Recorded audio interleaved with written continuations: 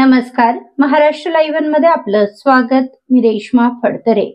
लोणावळ्यातील सुप्रसिद्ध ज्येष्ठ नागरिक डॉक्टर हिरालाल खंडेलवाल यांच्या ओम श्री बंगल्यावर मंगळवार दिनांक 27 मे रोजी मध्यरात्री 3 वाजण्याच्या सुमारास 20-22 दरोडेखोरांनी थरकाप उडवणारा दरोडा टाकून सुमारे 11.5 लाख रुपयांची लूट केली आहे.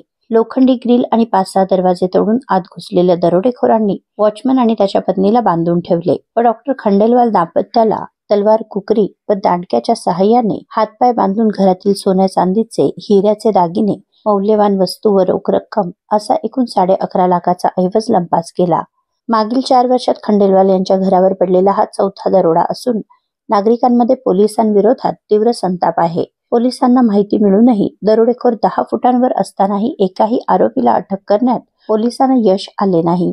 त्यामुळे स्थानिक नागरिकांनी पोलिसांवर निष्क्रियतेचे गंभीर आरोप करत जबाबदार अधिकाऱ्यांना निलंबित करण्याची मागणी केली आहे. अन्यथा 8 दिवसात लोणावळा बंद करून पोलिसांविरोधात तीव्र आंदोलन छेडण्यात येईल असा इशारा लोणावळाकर नागरिकांनी दिला आहे. 20 ते 22 सशस्त्र दरोडेखोरांनी टाकलेल्या या दरोड्यामुळे परिसरात भीतीचे वातावरण पसरले आहे.